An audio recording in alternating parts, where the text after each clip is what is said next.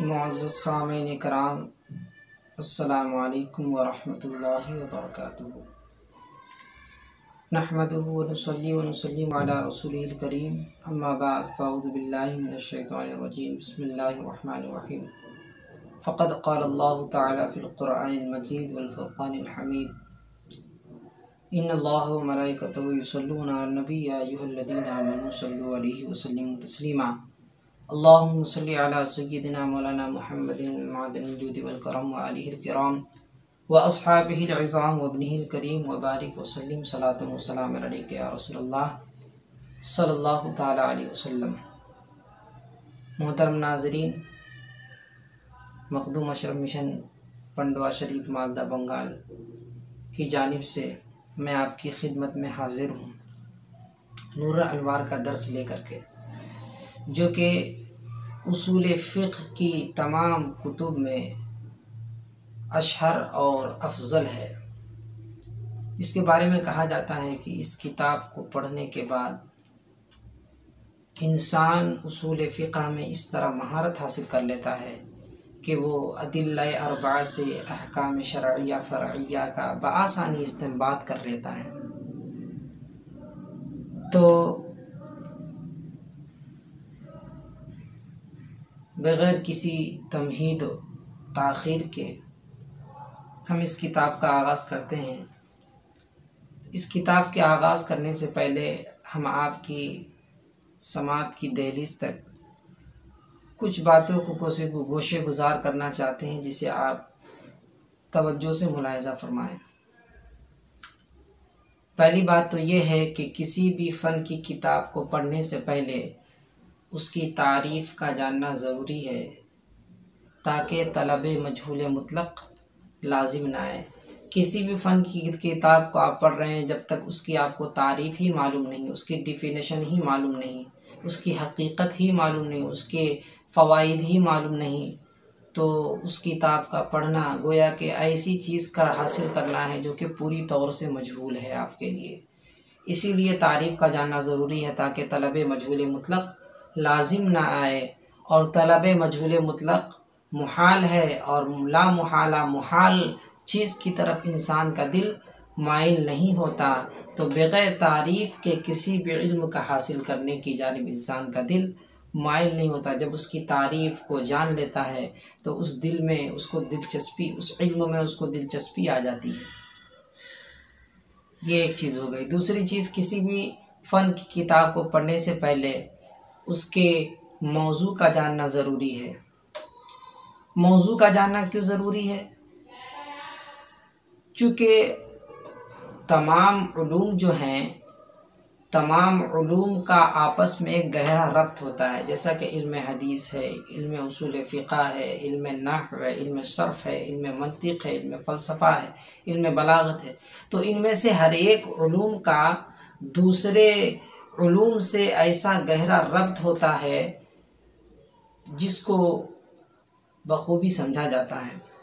तो उलूम चूँकि आपस में एक दूसरे के साथ रब्त व ताल्लुक़ रखते हैं, उलूम आपस में एक दूसरे के साथ मरबूत रहते हैं, इसी वजह से मौजू का जानना ज़रूरी है, ताकि मौजू के ज़रिए से उस इल्म को दूसरे इल्म से मुमताज़ किया जाए, उस इल्म को दूसरे इल्म से अलग जाना जाए, उस इल्म को दूसरे इल्म से इम्तियाज़ पैदा हो जाए।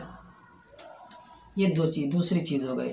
और तीसरी चीज़, किसी भी फ़न की किताब को पढ़ने से पहले उसकी गर्ज़ व गायत का जानना ज़रूरी है, ताकि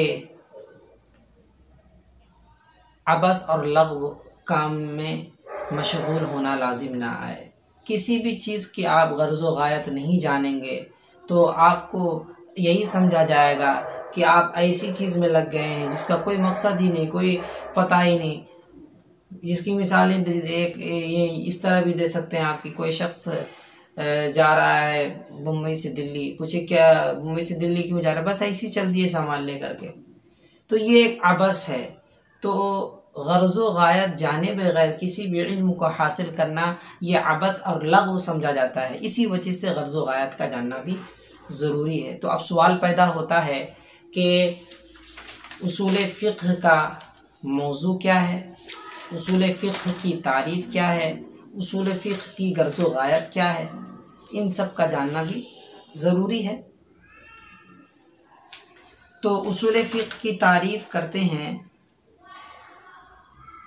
मातिन अलैहिर्रहमा के उसूल फ़िक़्ह ऐसे इल्म को कहते हैं जिसमें इस बात से बहस की जाए कि अहकाम को अदिल्ले अरबा से किस तौर से साबित किया जाए। इल्म उसूल फ़िक़्ह ऐसे इल्म का जानना है, ऐसे इल्म को कहते हैं जिसमें अहकाम के लिए अदिल्ला से साबित करने से बहस किया जाता है, या ये कह लीजिए कि अहकाम को अदिल्ले अरबा से साबित करने के लिए उसमें बहस होती है। कोई भी हुक्म है उसको अदिल्ले अरबा से किस तौर से साबित किया जाता है, इस चीज़ से इसमें बहस की जाती है। ये इल्म उसूल फ़िक़्ह की तारीफ़ है। इसका मौजू क्या है, तो इसके मौजू में इख्तिलाफ है। तो मुख्तार मज़हब के मुताबिक इसका मौजू मुख्तार मज़हब के मुताबिक अदिल्ला और अहकाम है।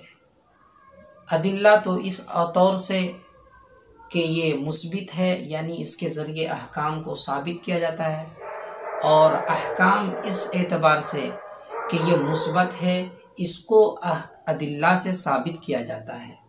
तो इल्म उसूल फ़िक़्ह का मौजू क्या है, अदिल्ला और अहकाम किस एतबार से, मुस्बत और मुस्बित होने के एतबार से, या मुस्बित या और मुस्बत होने के एतबार से।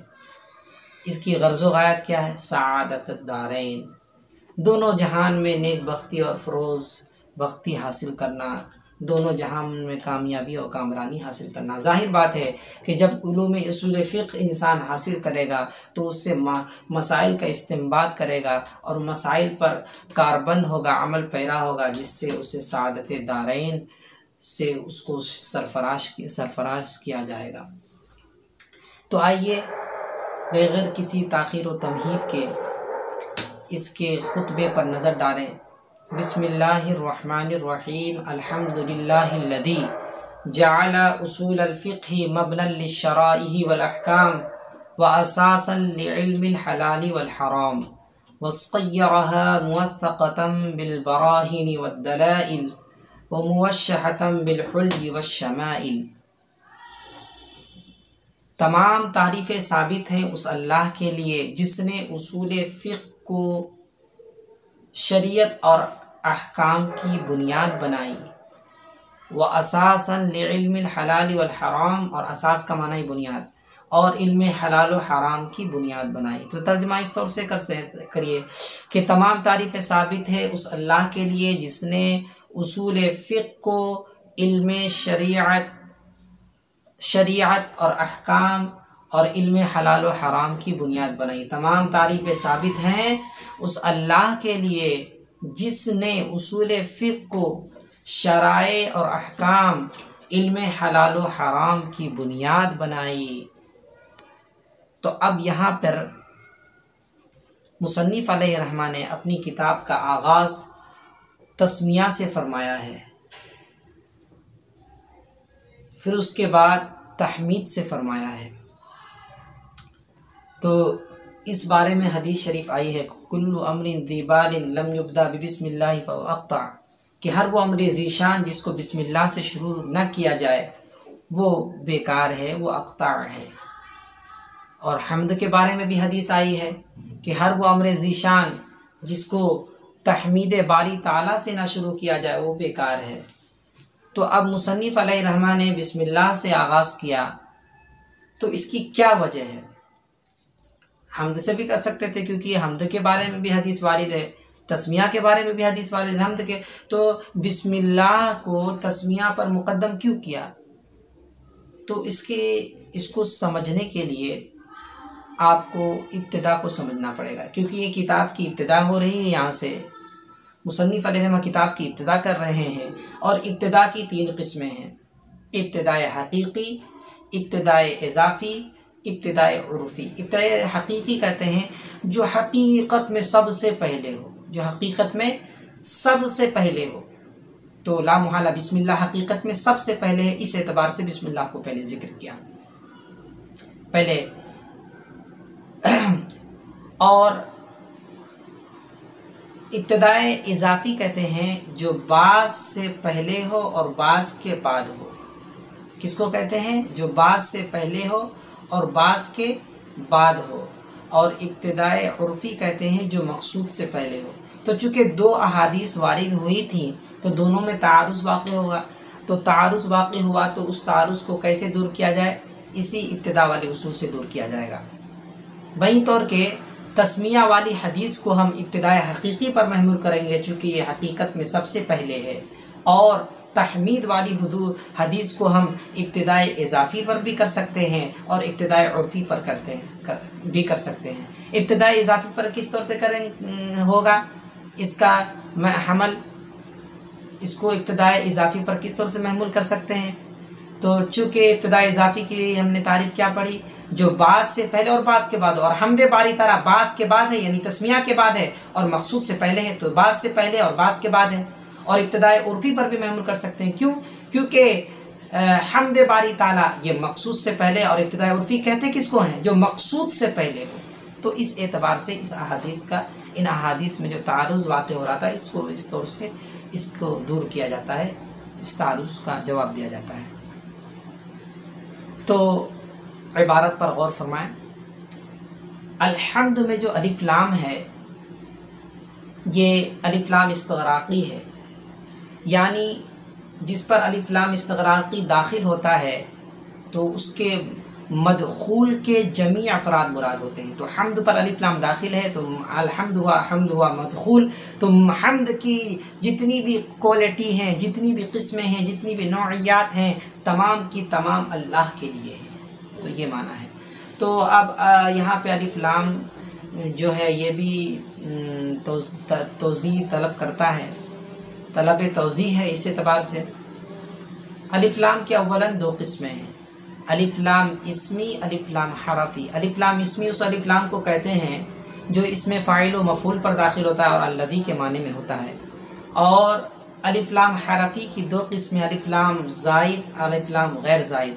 अलिफ लाम हरफ़ी ज़ाइद जो कि जिसकी मिसाल दी जाती है, जो कि कलाम में तहसीन के लिए इस्तेमाल किया जाता है, जैसे नबी करीम सल्लल्लाहु अलैहि वसल्लम ने फरमाया अल हसन वल हुसैन मिन्नी व अना मिनल हुसैन। और इब्तिदा और यहाँ तो ये किसकी मिसाल हो गई? अलिफ लाम हरफ़ी ज़ाइद की मिसाल हो गई। और गैर ज़ाइद की चार किस्में हैं, अलिफ लाम जिनसी, अलिफ लाम इस्तग़राक़ी, अलिफ लाम अहद ज़हनी, अलिफ लाम अहद ख़ारजी। तो इन सब की तारीफ़ जो कि गुज़िश्ता किताबों में पढ़ा दी जाती है तो इसका याद करना यहाँ पर ज़रूरी नहीं है। और हम्द कहते किसे हैं? हम्द कहते हैं हुवा सनाउ बिल लिसानी अल जमील इख्तियारी निअमतन काना औ गैरहा। हम्द कहते हैं इख्तियारी खूबी पर ज़बान से तारीफ़ करने को, खा वो निअमत के बदले हो या उसके अलावा हो। तो अल्लाह की हम्द हम कर रहे हैं और अल्लाह की नेमत हम पर बेशुमार है। किन किन नेमतों का शुमार करें? चुनांचे अल्लाह तबारक व तआला कुरान मजीद फ़ुरक़ान हमीद में इरशाद फरमाता है व इन तउद्दू निअमतल्लाहि ला तुहसूहा, कि अगर तुम अल्लाह की नेमतों को शुमार करना चाहते हो, शुमार करोगे, ला तुहसूहा तो तुम उसको नहीं शुमार कर सकते, क्योंकि अल्लाह की नेमतें तुम पर बेदरीग़ और बेशुमार हैं। तो हम्द कहते हैं, जिसको हम्द कहते हैं ज़बान से तारीफ़ करने को इख्तियारी खूबी पर अल्लाह ताला की जितनी भी खूबियाँ हैं, जितनी भी सिफ़ात हैं, तमाम इख्तियारी और ज़ाती है। तो हम्द कहते हैं इख्तियारी खूबी पर ज़बान से तारीफ़ करने को, खा वो नेमत के बदले हो या उसके अलावा हो। तो हमें तो अल्लाह की कितनी नेमत मिली है, तो हमें तो चाहिए कि हर वक्त अल्लाह की हम्द बजाना है। सुबह उठे तो हम्द करें, सुबह चले तो हम्द करें, बैठे तो हम्द करें, मस्जिद में जाएं तो हम्द करें, मस्जिद से निकले तो हम्द करें, जाके जहाँ भी जिस हालत में रहे वहाँ हम्द करें। और यहाँ पे कलमा जलालत की भी थोड़ी तवज़ी मतलूब है। कलमा जलालत कहते हैं उस ज़ात वाजिबुल वजूद का आलम है। कलमे जलालत उस ज़ाते वाजिबुल वजूद का अलम है जो तमाम सिफ़ात कमालिया की जामे है, जो तमाम सिफ़ात कमालिया की जामे है। ये कलमे जलालत की तौज़ी हो गई। अब जअला यजअलु का माने होता है बनाना, और उसके बाद उसूल का लफ्ज़ ज़िक्र किया गया है जो कि असलुन की जमा है। किसकी जमा है? असलुन की। और असल का माना होता है, लुगत में आता है मा युबतना अलैहि गैरुहु, जिस पर उसके गैर की बुनियाद रखी जाए उसको उसूल कहते हैं। जैसा कि छत की बुनियाद दीवार पर रखी जाती है, तो इस माने में उसूल का लफ्ज़ लुगत में इस्तेमाल किया गया है। और इस्तिलाह में उसूल जो असल की जमा है, इसके कई मानी आते हैं। जैसा कि राजिह पर भी बोला जाता है, असल का माना कायदे पर भी बोला जाता है, असल का माना बहुत दीगर चीज़ों इस्तिसहाब पर भी बोला जाता है, और असल का माना हकीकत पर भी बोला जाता है, राजिह पर भी बोला जाता है, इन तमाम पर बोला जाता है। तो असल के कई मानी आते हैं, असल के कई मानी आते हैं, जिनमें से पहला माना है राजिह। उसकी मिसाल जैसे इन्नल अस्ल फिल इस्तेमाल अल हकीका, कि इस्तेमाल में राजिह हकीकत है। तो यहाँ जो असल का लफ्ज़, इस इबारत में जो असल का लफ्ज़ है, ये राजिह के माने में है। यानी इस्तेमाल में हकीकत को ही तरजीह दी जाती है, मजाज को तरजीह नहीं दी जाती। और असल का माना कायदे कुल्लिया के भी आता है। और कायदा कहते किसे हैं? वो क़ज़िए कुल्लिया को कहते हैं। कायदा उस क़ज़िए कुल्लिया को कहते हैं जिसके मौजू के तमाम जुज़ियात पर जो मुंतबिक हो, जो अपने मौजू के तमाम जुज़ियात पर मुंतबिक हो। कायदा असल का माना कायदे पर भी बोला जाता है। कायदा कहते हैं किसे? उस क़ज़िए कुल्लिया को जो अपने मौजू के तमाम अफराद की जुज़ियात पर, जो अपने मौजू के जुज़ियात के तमाम अफराद पर मुंतबिक हो, जो अपने मौजू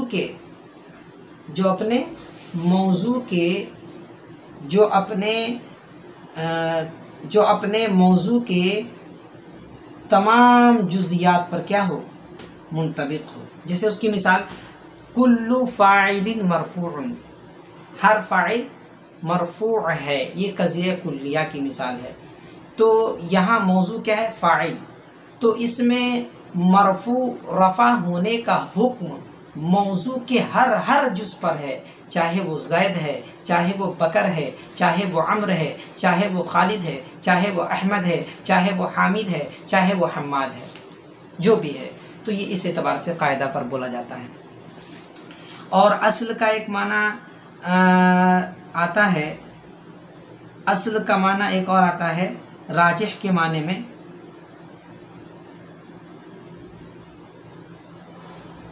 और असल का माना दलील के भी आता है, असल का माना दलील के भी आता है। जैसे उसकी मिसाल दी जाती है कि आतुज़ ज़का असलुम मिन वुजूबि ज़कात, ज़कात अदा करो असलुम मिन वुजूबि ज़कात, ये ज़कात के वाजिब होने की दलील है। यानी यहाँ असल का लफ्ज़ जो है आतुज़ ज़का असलुम मिन वुजूबि ज़कात, ज़कात अदा करो इसके वजूब की दलील है आतुज़ ज़का। तो यहाँ जो असल का लफ्ज़ है आतुज़ ज़का असलुम मिन वजूबि ज़का, तो ये असल ये दलील के माने में है। यानी ये बताया जा रहा है कि आतुज़ ज़का जो है ये वजूबे ज़कात की दलील है, वजूबे ज़कात की दलील है। और असल का माना इस्तिसहाब पर भी बोला जाता है। जैसा कि इस्तिसहाब कहते हैं, हाँ कोई भी चीज़ है उस पर उसके इस बात का हुक्म लगाया जाए। जैसे पानी रखा हुआ ऊपर में एक बाल्टी, तो अब हम उससे वज़ू करेंगे तो उस पर इस्तिसहाब का हुक्म लगाकर वज़ू करेंगे कि पानी में असल ये है कि वो पाक हो, पानी की असल ये है कि वो पाक हो। तो इस्तिसहाब पर भी इस तरह से बोला जाता है। और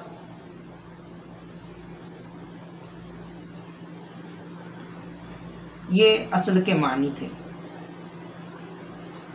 तो इंशाअल्लाह आइंदे सबक में फिर मिलते हैं। तब तक के लिए अल्लाह हाफिज़। मैं उम्मीद करता हूँ कि आप तमामी हज़रात को बखूबी समझ में आ गया होगा। इंशाअल्लाह अगले दर्स में इसकी आगे की वजाहत होगी। खुतबे का इंशाअल्लाह खुतबे को मुकम्मल किया जाएगा, फिर इस किताब की वजह तालीफ को ज़िक्र किया जाएगा। तब तक के लिए अल्लाह हाफिज़। अपना ख्याल रखें, अपने घर वालों का ख्याल रखें और तमाम आलम इस्लाम के मुसलमानों के लिए दुआ करें, पूरी इंसानियत के लिए दुआ करें कि अल्लाह ताला हम तमामी हज़रात को कोरोना जैसे वबा से महफूज व मामून फरमाए, जुमला आफत व बलिया से महफूज व मामून फरमाए। अस्सलामु अलैकुम व रहमतुल्लाहि व बरकातुहू।